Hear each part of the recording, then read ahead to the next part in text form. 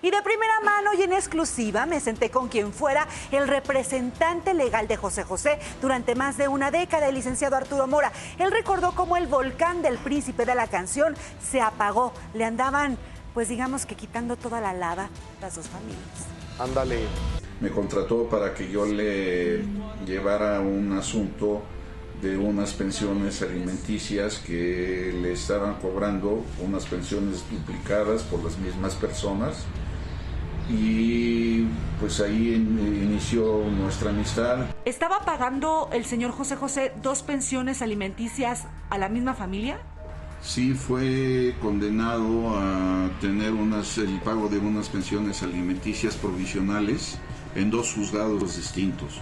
Una que tenía 2 años y medio o tal vez 3 años pagando a través de los ingresos de Ariola, y otra encimada con la primera, que no se logró pagar porque José había pedido unos anticipos a Ariola y no tenía saldo a favor de Ariola, y luego yo me encargué de que la primera y la segunda pensiones alimenticias se dejaran sin efecto.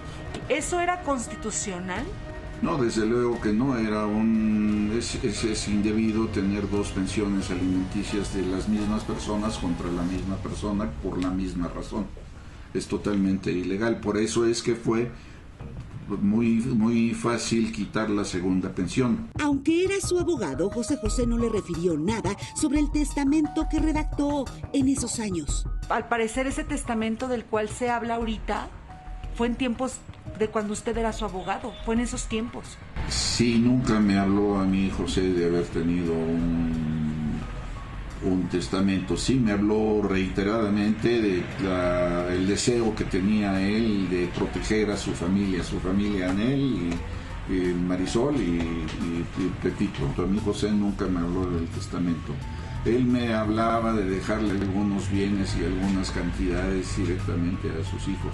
Lo liberó de 2 pensiones duplicadas, lo salvó de una millonaria multa por impuestos en los Estados Unidos. Negoció su contrato con la disquera, pero los tratos de José José con Sara Salazar, esos no pudo evitarlos. Hábleme de esa angustia que tenía por la compra de aquella casa en Florida.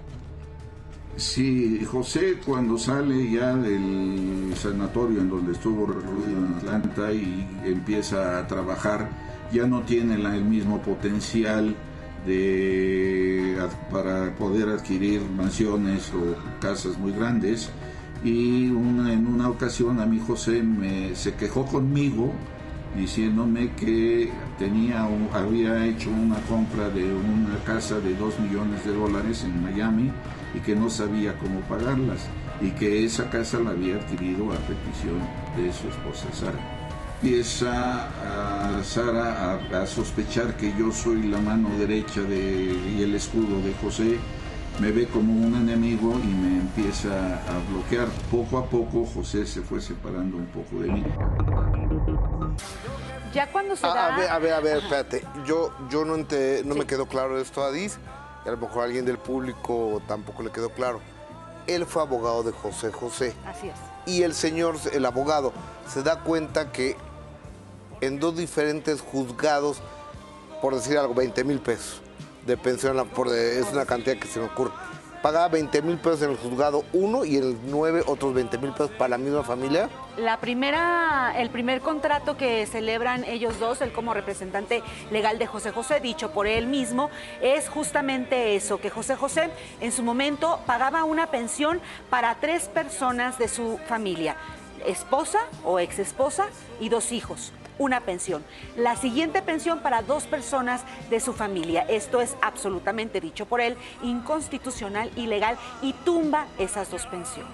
Una de las cosas que logra para José José. Ahora también fíjate cómo se hace el testamento en los años en el que él está justamente trabajando y no se entera. Él no se entera. Él es abogado y representante legal de José José en un periodo del 92-93 hasta el 2007. A esa a lo que yo iba inicialmente. Cuando se da ya la contratación de José José para La Fea Más Bella, esa telenovela que todos recordamos donde él participó como papá de La Fea Más Bella, ya no interviene él porque Sarita Salazar lo aleja absolutamente. Hasta ahí llega su trabajo con él. Ok. Buena investigación, muchas gracias. Gracias.